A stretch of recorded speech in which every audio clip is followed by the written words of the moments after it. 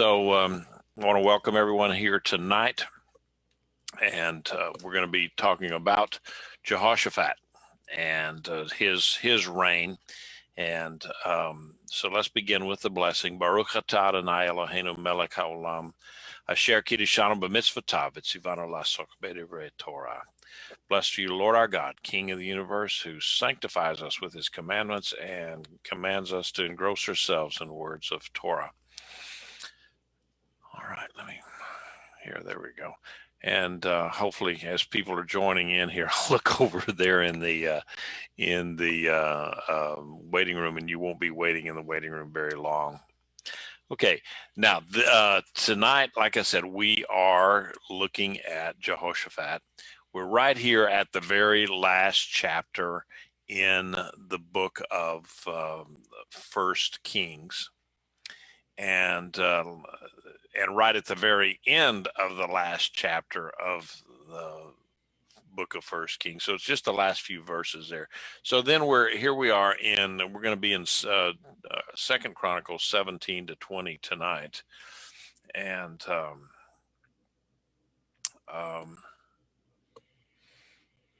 again, our map of the divided kingdom, what Israel had, what Judah had, and just to keep it kind of close to you so that you remember that.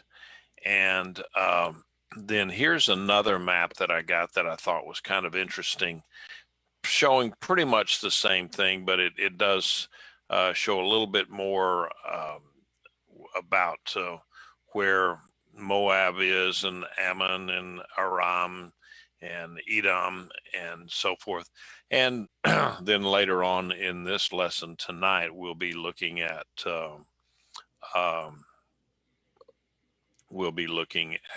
down here in Gedi, and why that would be important.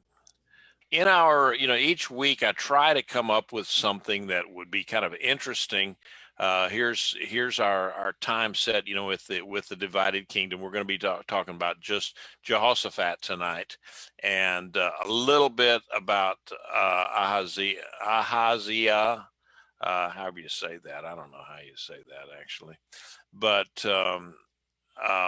we're going to be talking just pretty much this time frame right here with Jehoshaphat, and our moment in time, the slice of time that I'm going to be looking at tonight is something that I bring up from the ancient days as to, okay, what was it like? And just as a kind of I think some of the things that people did back in the day, and we find them even in the Bible, where the mandrake, which was a root. And, it was actually a thing before J.K. Rowling made it a thing on Harry Potter. And so the mandrake was thought to increase fertility in some way or another. And then there was fresh figs. If you had the juice from fresh figs, and you could put it was thought to restore eyesight. Now, how did that? I don't know. But then other things that they did in ancient medicine was the quarantine for leprosy. And that was just about the only thing that they could do with leprosy. They knew no other way of doing anything about leprosy. And so that was how they dealt with leprosy, is just quarantine a person. They had to stay a good bit away, and that was the original social distancing. And in fact, the social distancing prescribed by the Bible for leprosy was 6 feet. And I just thought that was kind of interesting, and that it was basically 4 cubits. You had to stay 4 cubits. A leper had to stay 4 cubits away from healthy people, and so they had no medicines for that, and it didn't know anything about what it was. Now, people that were blind or lame or deformed, they could go around in society. I mean, that was not something that you would keep people away from other society, but they were they were restricted in their ability to go inside the temple. They could go in the outer courtyards, but they could not go into the inner courtyard, the court of the women, in the temple. And so, but then they also had some of their ancient medicine that the Bible tells us of splinting broken bones, like a broken leg, putting a splint on it and immobilizing it until it healed. And but the ultimate cure, of course, was a faith and trust in God. I mean, that was that we saw several ways and times of how people were healed that way, and not so many times um, where they were healed from their medicine. If you look at the fresh fig thing, uh, they made I think it was Isaiah made a poultice of fresh figs and put on the sores of the king Hezekiah, and he did recover. But Hezekiah gave all the credit to God raising him up and healing him rather than the figs. And so it wasn't the figs, it was all about God. So um, well, and so yeah, yesterday in our sermon, I talked about Naaman or Naaman uh, dipping in the Jordan for 7 times because that's what Elisha told him to do. And there again, that was not any kind of a known or a repeatable cure for leprosy. It was just what God had told him he had to do to overcome his own thing of humbling himself and to do something like that. So again, that was not particularly a big cure. So but there were doctors back in the day, or people, they called them healers, and they really were not held in a great deal of esteem, other than we see in the New Testament where they talked about Luke being the beloved physician. But in the book of Job, they talk about worthless physicians, and so that in Second Chronicles, when King Asa turned to doctors instead of to God, that was considered an error on his part. So there's you see some instances of healing and so forth. There was, when Yeshua went and spit in the ground, made a mud ball with spit and mud, and put it on the blind man's eyes. Actually, that was not too far off from where other things that they would put on the eyes, and that was actually a thing back in those days. To spit was considered to have some kind of healing properties too. So, of course, the people had no idea about germs, and that they felt that the heart, and that they thought with the heart, but they felt with the liver, and strange things like that. And they went to exorcists and priests, and as well as doctors for different treatments and so forth. And a lot of it was bound up in the occult and demons and that sort of thing, which they couldn't explain what some of the things were. But that's kind of some of the things that they did. And um, so I did put out here a thing of herbs or different kinds of things that were found in the Bible, that mentioned in the Bible, and what their use was. And I got these from Dr. Josh Axe. He's a chiropractor and a holistic kind of medicine kind of a guy. And he put in here aloe, aloe vera and that sort of thing as, and here's the scripture reference for it. And it was soothing for the skin ailments. They had anise, which was a fever reducer, and balm. You hear about the balm of Gilead, so we don't really know exactly what that was, or a balsam. And it was for topical uses, skin conditions probably, and it was extremely fragrant. I think it was a resin of some sort. And you had bitter herbs. Now, the bitter herbs, we know where that comes from. We at Pesach every year, we're commanded to observe the meal with bitter herbs, and some of those bitter herbs could be horehound, tansy. You see horseradish, parsley, coriander seeds. Mostly it was as a food, but some of those things were actually digestive aids.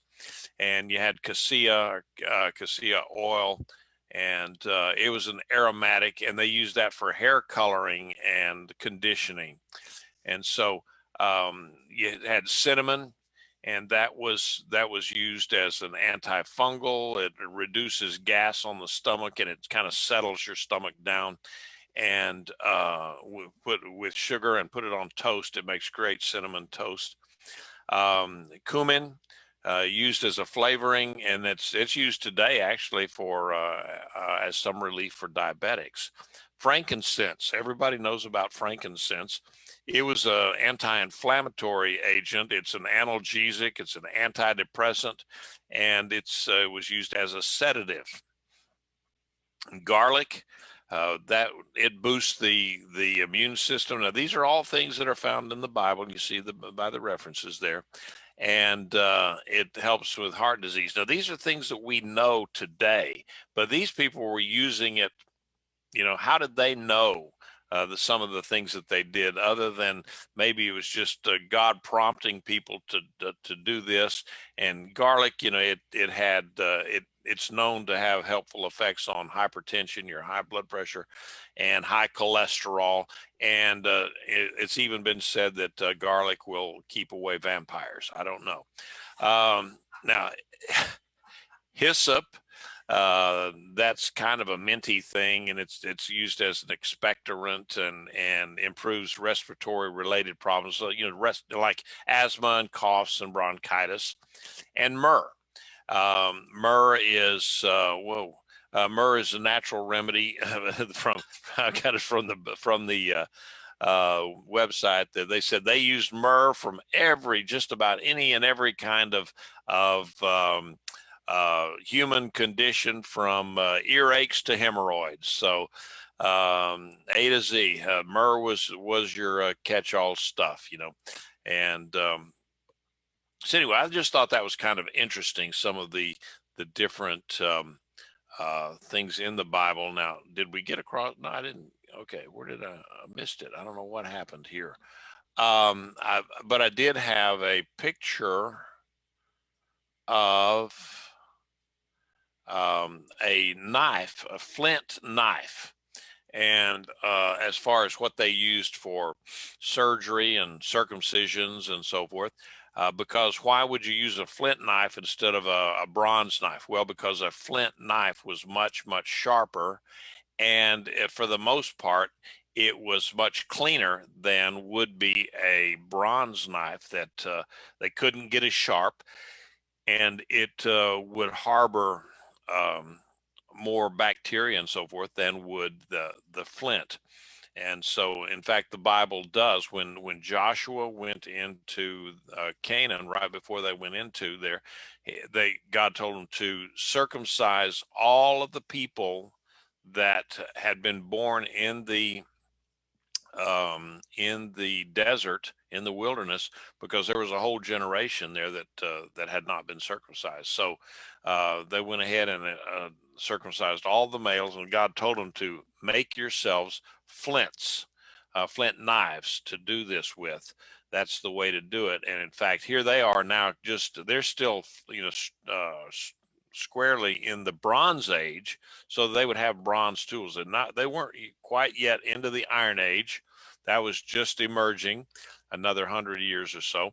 But they would have actually gone back in technology from the Bronze Age back into the Stone Age, and in using these flint knives. You know that Abraham used a flint knife for the circumcision, and so God is telling them to go back to that old technology, because in this case, the flint knife was sharper and it was cleaner, and just a better tool. I just thought that was kind of interesting. Um, so, okay, can you tell me why they didn't circumcise on the 8th day in the wilderness? Because it was tough to stay clean and use water and all of the different things in the wilderness. So circumcisions were suspended while they were in the wilderness. And I can't remember if I got that from the Bible or from Midrash, but that was the case. Circumcisions were suspended while they were in the wilderness. All right. All right. So now, getting through that. All right. I found this little timeline here. I know it's really busy if you're looking at it, but you know, when I was reading through all of this stuff, I got really confused, because if you read this section of Second Kings and Second Chronicles, you'll see some of the names are the same between the two kingdoms, and so you're trying to figure out, okay, who this Jehoram, has Ahaziah, or however you say that name. Some of these names, they had these same names, and so that becomes confusing a lot of times, and especially since you have to go back then to find out, okay, this was Joram, son of whoever, Jehosaphat, rather than the son of Ahaziah, or whatever they were. Yeah, because you see down here at the bottom, Jehoram and Joram, and sometimes you'll see them written the same, and so it gets really confusing. And you can see here there was a marriage alliance. Jehoshaphat's son married Ahab's daughter, and so there was some cross pollination going on between Israel and Judah, and it was not to it was always to the detriment of Judah, and it never did didn't do anything for Israel, because they were already so far deep into the adult idolatry and that pagan worship that they were pretty well gone. So anyway, so I thought, well, you can go back and you can look at this, and that may help you kind of sort out some of the stories, and who was, who's on first and what's on second, and I don't know's on third. And so you could go back and look at that, and maybe that will help you sort some of this out. Other than what I have to do is I just have to go through it, read it. I went through another Bible today to I've got a deal. It's called a chronological study Bible. Okay, and it's really excellent in if you read through it just from cover to cover, it's all chronological, so that it kind of gives you an idea, because sometimes in our standard Bibles that we have, it kind of jumps around from one generation to another, and sometimes there's maybe 100 years between the stories, or even more, and so it can give you holy whiplash there. And so you have to be careful when going back to it, and it can be confusing. And so that's why sometimes I'll look at this chronological Bible, and it's very, very helpful to me. And that's why I like timelines, because timelines just help me, in maps. I'm a simple guy, and I have to see things to grasp it. All right, let's look at 2 Chronicles 17.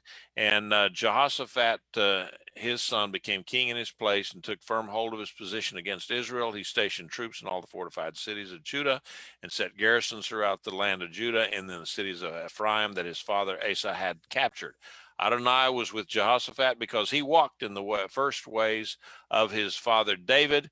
He did not seek the Baalim, the Baals, the foreign gods, but sought the God of his father and walked in his mitzvot rather than the deeds of Israel. Okay, so what that is, that tells me that this guy is doing it right.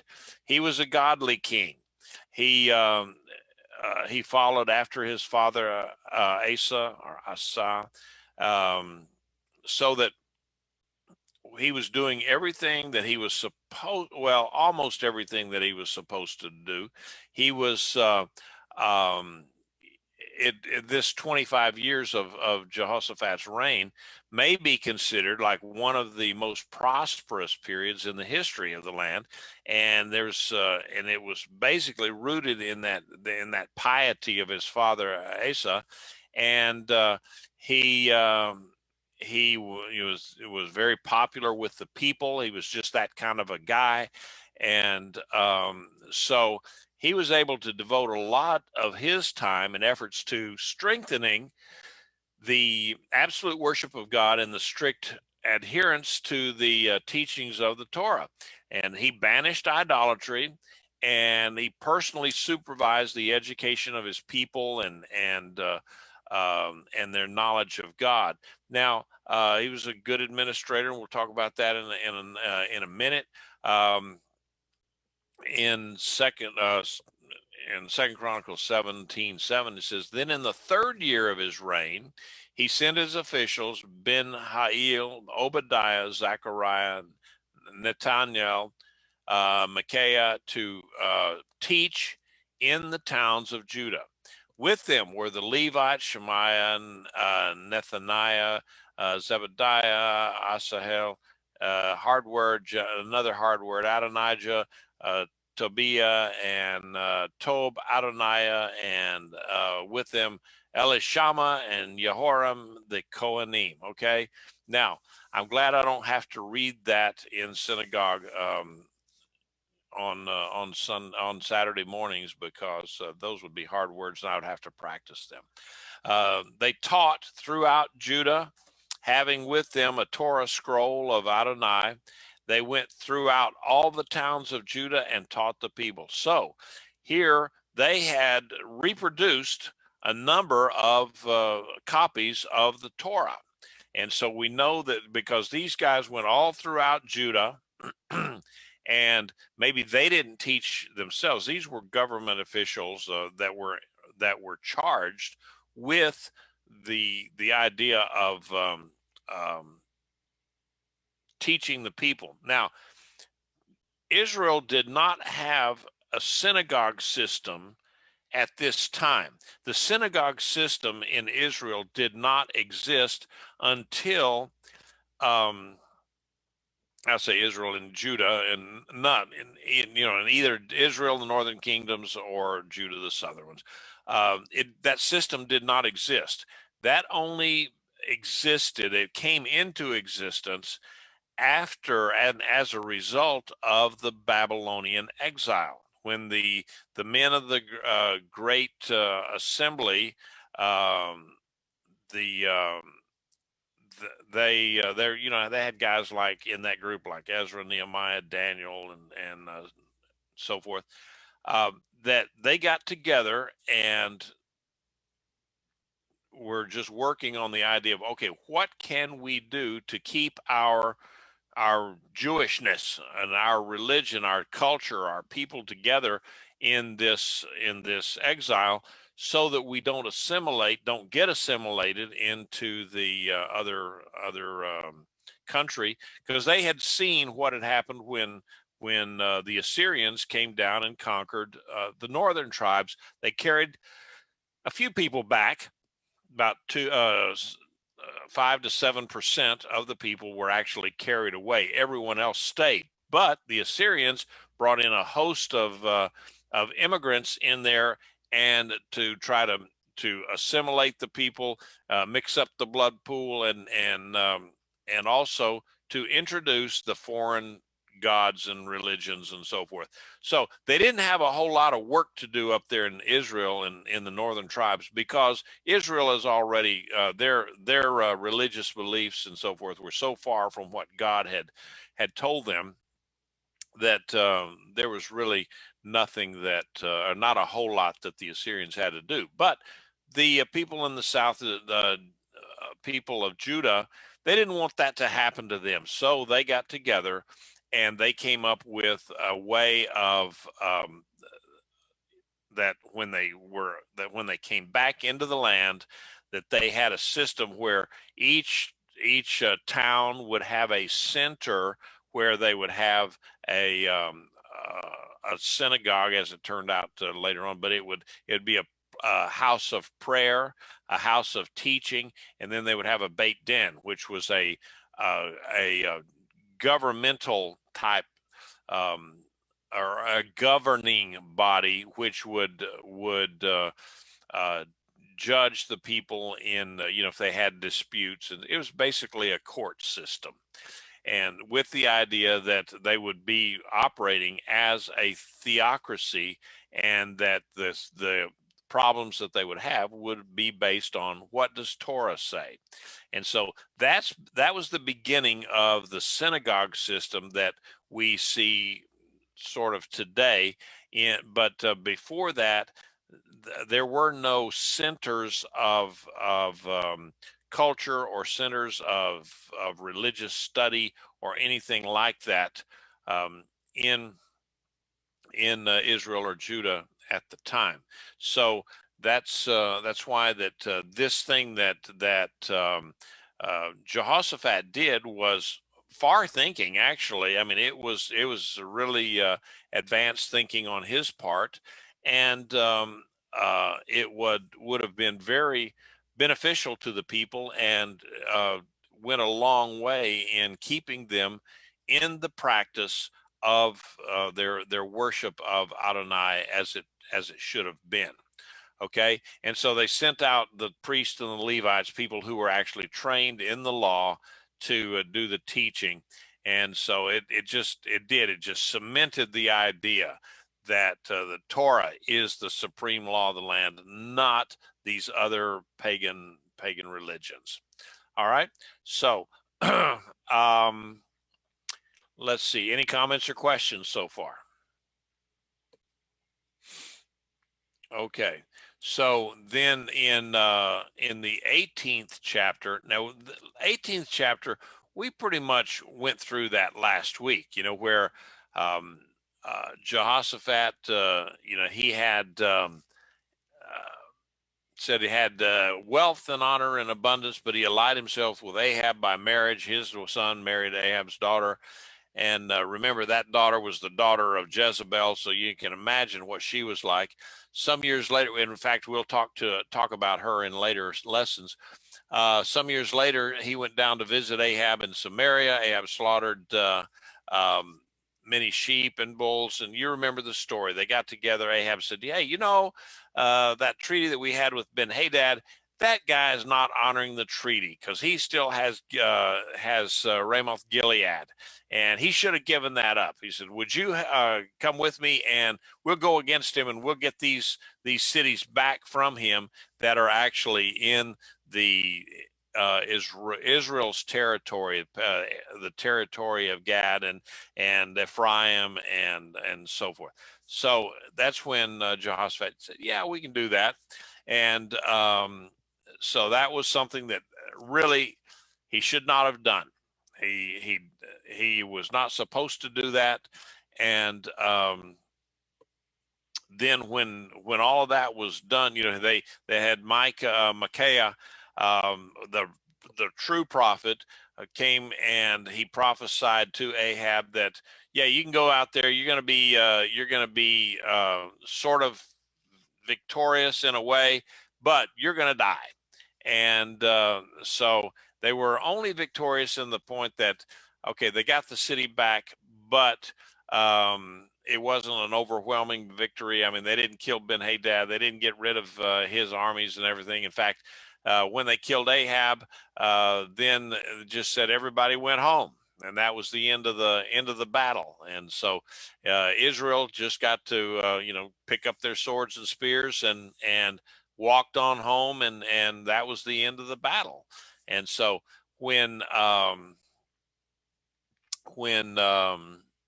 Jehoshaphat then went back to his to Jerusalem after this battle, um, Jehu the son of Hanani the seer went out to meet him and said to King Jehoshaphat, "Should you help the wicked and love those who hate Adonai? Because of this, wrath from before Adonai is against you." God was mad at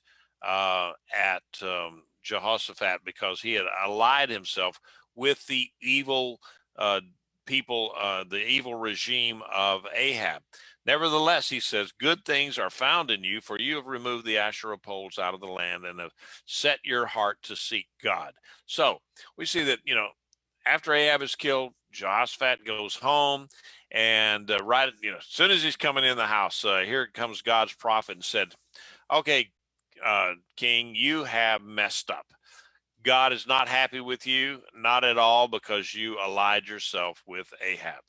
And but because you're a good guy, you've done good things." And see, this was really down toward the end of his reign. In fact, we could go back up to this this right here and see this is about where they had that alliance, and so this was pretty much down toward the end of Jehoshaphat's reign that this all took place. So um, Jehoshaphat had already had all of these reforms up here, and had done such great things in Judah. So because of these, God said, because of that, I'm gonna okay, my anger is stayed, but just to let you know, I'm still mad at you. Okay, and so then Jehoshaphat dwelt in Jerusalem, and he went out again among the people from Beersheba, all over the hill country of Ephraim, brought them back to Adonai, the God of their fathers. He also appointed judges in the land throughout all fortified cities of Judah, city by city. Now, he revamped the entire judicial system in Judah, so that evidently it was not a uniform type of justice, and they had somehow gotten away from what God had told his people about being judges and how you're supposed to always look out for justice, and righteousness. You should always do righteousness. Sometimes it's translated justice. You pursue justice, and so he's getting them back in line here now, and he's instructing them as to what they should do and how they should do their judging, and how it should always be what's right and not from bribes or whoever. That the strong man doesn't always win, or you shouldn't be always giving the underdog the victory because you're that kind of a judge, and you think that the strong man should be punished no matter what. And so you get both kinds of judges. And he says, no, you judge on the facts of the case and nothing else. It's what are the facts. And like the old Dragnet TV show, if any of you are old enough to remember there, when Sergeant Joe Friday would say, "Just the facts, ma'am, just the facts." And so that's what Jehoshaphat's telling the judges. You will judge on just the facts. All right. And the priests and the Levites, again, were put in as the ultimate arbiters of the law, because it was supposed to be a theocracy, and that God was, I mean, the Torah was the ultimate law, and so the priests and the Levites were actually the judges in this case. All right, so Again, any comments or questions so far?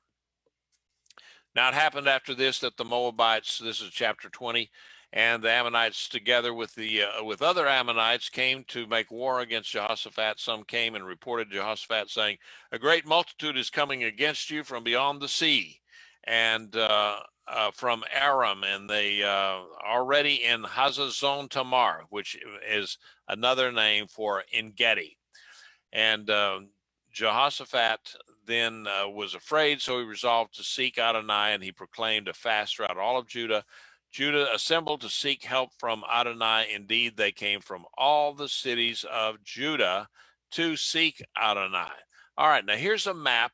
It's very clear where the Ammonites were up here, and they allied with the Moabites, and then the Edomites, and they crossed down here below the Dead Sea and they had gotten all the way up to En-gedi.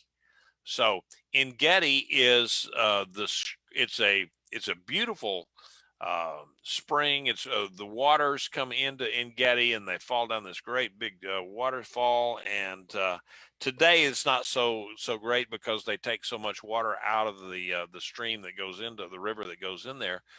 For agriculture and cities and so forth. So, in fact, by law, I think they have to maintain a certain amount of water going into En-gedi, just so to keep the water going, so that it's still kind of sort of lush and green. In fact, there's lots of neat little animals that run around all over in those springs. And the water is very cold if you were to wade off into it and get into one of the waterfalls. And so it's a very beautiful place. David hung out in En-gedi when he was hiding from Saul a few times, and so it was a great place. The Romans hung out in En-gedi when they were besieging Masada. Because why? Because it had good fresh water.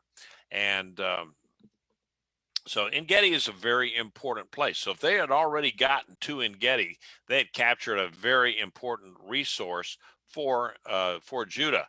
And so at that point, then Jehoshaphat was just very afraid. He knew that, okay, we cannot. They're outnumbered 4 or 5 to 1, and so that they can't possibly win. So he has this prayer that he stood in front of the congregation of Jerusalem, of Judah and Jerusalem, in the house of Adonai, in front of the new courtyard, and he said, "Adonai, God of our fathers, are you not God in heaven? You rule over all the kingdoms of the nation. Power and might are in your hand, and no one can stand against you. Are you not our God, who drove out the inhabitants of this land before your people Israel and gave it to the descendants of your friend Abraham forever? They settled in it and built you a temple there for your name, saying, if calamity comes upon us, the sword of judgment, pestilence, or famine, we will stand before this house and before you. For your name is in this house, and cry to you in our distress, and you will hear and deliver us.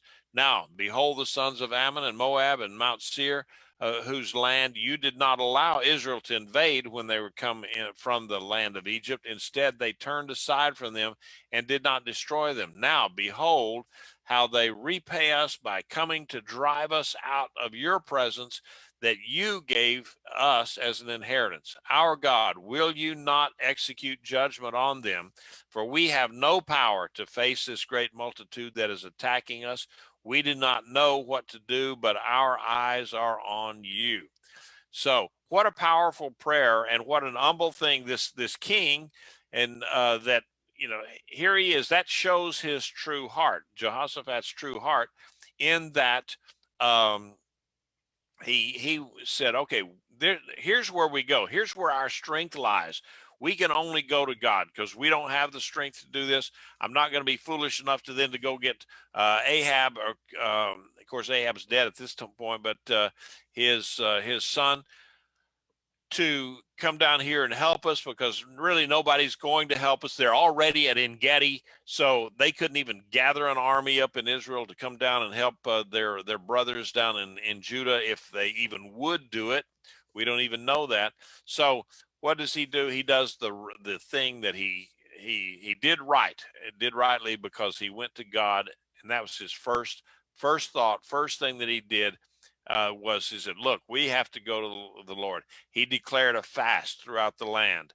You notice that Esther did the same thing when Haman was going to be killing the Jews. She declared a 3-day fast for all of the Jews in the Babylonian area, the Syrian and Babylonian area, to basically get themselves serious with God and to pray and seek God's face. And so, what happened with that? All Judah was standing before Adonai with their infants, their wives, their children. Then in the midst of the congregation, the Ruach Adonai, the power of God, came upon Jahaziel, son of Zechariah, son of Benaiah, son of Jael, son of Mattaniah, the Levite of the sons of Asaph. And he said, listen, all Judah and inhabitants of Jerusalem and King Jehoshaphat. Thus Adonai says to you, do not be afraid or be dismayed because of this great multitude, for the battle is not yours, but God's. And so what a powerful statement that is. And that's what I think we should, if I can sermonize just a bit here. A lot of people have come to me and said they're so disheartened over some of the politics that's going on in our nation right today, and the division and so forth. I said, and I tell people, don't worry about this. This is not our battle, but this is the Lord. So we need to stay prayed up, and stay in the Word, pray, just doing the will of God. He will take care of it. We don't have to be afraid. The battle is His, not ours, and so don't be afraid. Okay, and okay, now I'll get off of my sermonizing, and we will go on to the rest of it. The battle is not yours, but God's. And so, encouraged by this prophecy, Judah actually, they go out against, they gather what army they got. They're outnumbered 4-5 to 1, if I remember right. And but they went out. How? They went out to the battle singing and praising God. So they're going out there with their singers and their musicians ahead of the army, and they're praising God. And so that is what an example that is. And so what happened when they got there? It said that God set ambushes up against the Ammonites and the Moabites and the Edomites and all the other ites that were out there, so that they were they started getting suspicious of each other and jealous of each other, and said, well, if we go in here and these guys are going to get all the spoils and we're not going to get there, and so on and so forth. So one thing led to another, and they started fighting each other instead. And before it was all over with, they destroyed each other's armies. The Bible says not one man was left alive. They were all killed. Of course, that is the hand of God, because in any kind of a battle like that, you're still not going to have everybody fight to the last man, to the death, because somebody's going to run away. You can just bet on it. But the Bible said there was not one single man left. And so Israel then, or Judah, the forces of Jehoshaphat, they looked at it and they just said, wow, this is something that only God could do. And so all that's left for us to do is to go and gather the spoil. And so they went through there and they gathered up all of the riches that these guys had. Now, it seemed like that armies in those days traveled with a lot of riches and so forth, or whatever they had. And so Judah went through there and got up all of the spoil, the plunder, and if if it was pirates, you could say, they got the booty, but it wasn't. They got all this stuff, and it said it took them 3 days to gather all the spoil because there was so much of it there, and so um, they went back to Jerusalem, and they had won the battle, and no, they never had Jehoshaphat never did have any more problems with the his enemies around there, because they knew that God was with them, and they ended up these other countries paying a, a yearly tribute of thousands of sheep to Israel, and so um, the prosperity grew with Israel, or Judah. I mean, I keep saying Israel, but I mean Judah. The prosperity grew just almost as much as it had grown in the days of Solomon. I mean, they had gotten to that point. Now, unfortunately, in the end of chapter 20, it says that they have another story about how that um, Jehoshaphat made another treaty with Israel, but this time with the son of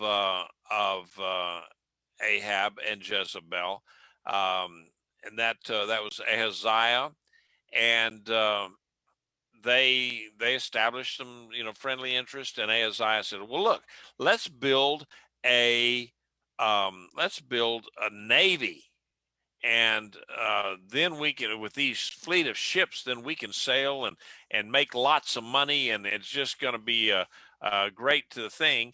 But God said, nope, nope, nope, we're not going to do that. I don't want you to do that. And so what he did, he sent a storm, destroyed the entire fleet down to the last ship. And then as I went back to Jehoshaphat and said, look, now that was kind of tough luck, so let's try it again. And Jehoshaphat said, no way, we're not going to do that again. I learned my lesson. I'm not going to be allying with you, allied with you guys ever again. And so that's he didn't completely break off the friendly relationships, but he never got back um, into a good big treaty with Ahab's. It wouldn't have been Ahab; it would have been his son Ahaziah. And so anyway, that pretty much is the story of Jehoshaphat's reign. You'll notice that in First Kings 22, um, that all it says right there, it had a paragraph about this big, and that was the entire story of Jehoshaphat in Kings. And whereas the writer of Kings had a big long story about Ahab, and in all the nasty details, uh, Chronicles, the writer of Chronicles, didn't have so much on Ahab, but he had a great big story on Jehoshaphat. So they complemented each other to complete the story there.